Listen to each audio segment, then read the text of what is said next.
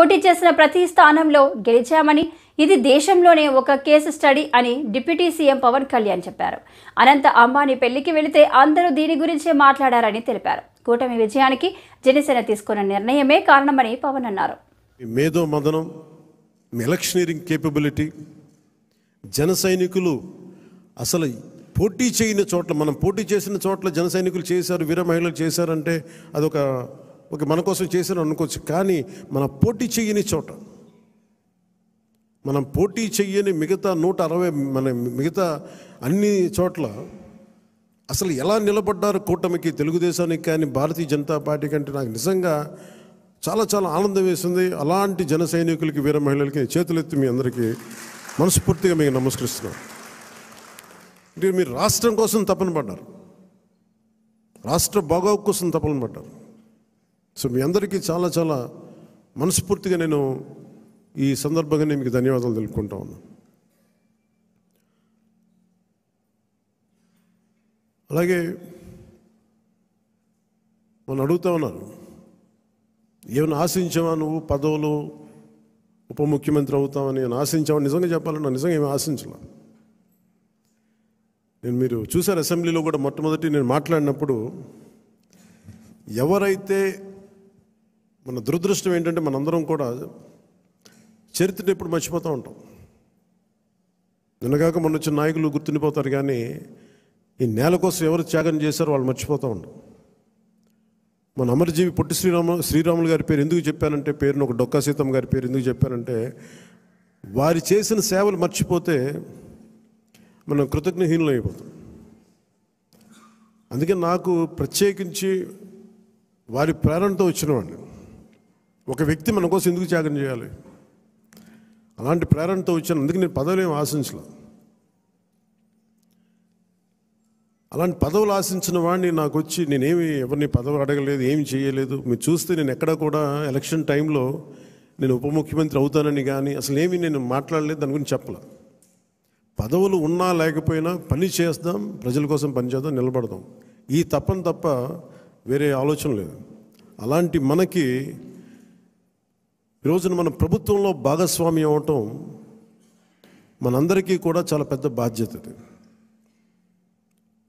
మనం ఈ 21 మందిని కూడా మన ఎమ్మెల్యేలు కానీ మిమ్మల్ని కానీ కలవడానికి ఎందుకు ఇంత టైం పట్టింది అని అంటే,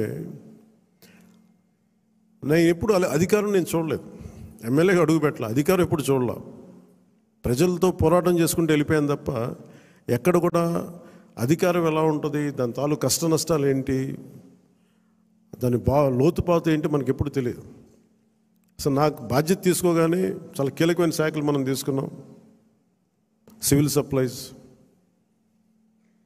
అలాగే సినిమాటోగ్రఫీ, టూరిజం, దాంతోపాటు పర్యావరణం, అటవీ శాఖ,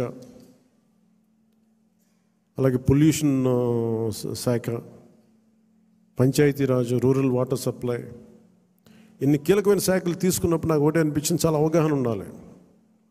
ప్రత్యేకించి శాఖలు కూడా నేను అందరూ అనుకోవచ్చు ఎందుకు పెట్టుకున్నాను నేను ఈ శాఖలన్నీ అంటే, ఇది నా మీద చాలా బాధ్యత ఉంది. పదే మాట్లాడాను నేను. కొంత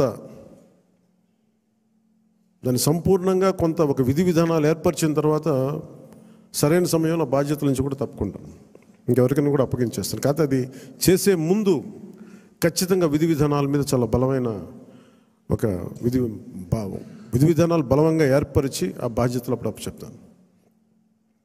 అలాగే మనందరి మీద కూడా 5 సంవత్సరాల కాలం గిరుని తిరిగిపోతుంది, ఎక్కువ సమయం పట్టదు. అలాగే మన ఎమ్మెల్యేలందరికీ కూడా, పోటీ చేయని చోట్ల కూడా మన నాయకులందరికీ కూడా ఇది భవిష్యత్తు ఉన్న పార్టీ. అది మరి ఎంత బలంగా మనం చేయకపోతే దేశం మొత్తం మన వైపు చూసేలా చేసింది.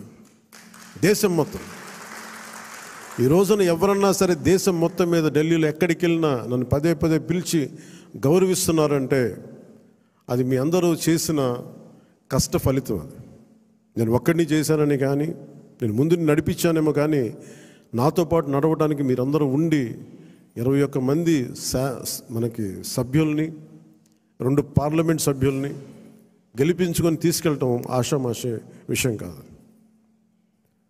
మన ఉదయ్ గారు కానీ బాలశౌరి గారు కానీ మనం అడుగుతున్నారు, నెక్స్ట్ పార్లమెంట్ సెషన్స్ ఉన్నాయి, ఏం మాట్లాడాలి అంటే ఉదయ్ గారు కూడా చెప్పారు, మీరు ముందు అవగాహన చేసుకోండి, ఎలా మాట్లాడాలి, ఏం మాట్లాడాలి, ఈ సెషన్ అంతా అవగాహన చేసుకోండి.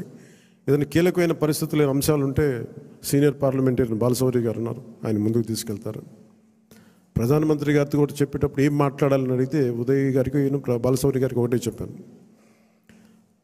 140 కోట్ల మంది బరువు మోసే ప్రధానమంత్రి గారికి మనం సహాయపడాలి, కానీ ఆయనకి బరువు పెంచకూడదు. ఇది ఒక్కటే చెప్పండి, నా మాటగా చెప్పండి. ఆయనకి మేము మీకు బరువు తగ్గించే వాళ్ళమే కానీ బరువు పెంచే వాళ్ళం కాదు. అందరూ అడుగుతూ ఉన్నారు, ఎందుకు వెళ్ళి మీరు ప్రధానమంత్రి గారిని కలవరు, వెంటనే కలవచ్చు కదా అంటే నాకు తెలుసు ఆయనకి ఆయన గుండెల్లో స్థానం ఉన్న తర్వాత ఆయన పక్కన నిలబడాలండి. అది అవసరమైన మేరకు సరైన పరిస్థితులు వచ్చినప్పుడు ముందుకు తీసుకెళ్తాం, కలుస్తాం. అందుకే దశాబ్దం పాటు ఆయన కలవకపోయినా నేను ఎప్పుడు కూడా బాధ్యతలు మోసే ప్రతి ఒక్కరికి కూడా నేను అండగా ఉండాలని కోరుకునేవాడిని. బరువు పెట్టకూడదు వాళ్ళకి అని కనీసం కూర్చోబెట్టి ఒక ఫోన్ కాల్ కూడా చేయను. ఎందుకంటే మీకు అవసరమైతే ఒకటే చెప్తాను, మీకు అవసరమైతే నేను ఎప్పుడు ఉంటాను ఒక్క మాట చెప్పండి నాకు, నేను మీకు అండగా ఉంటానని చెప్తాను. నాకు అట్లా జన సైనికులు, వీర మహిళలు బలంగా నిలబడిపోయారు. నాకు ఏం ఆశించలేదు, ఎవరు కూడా చిన్న పదవి ఆశించాల.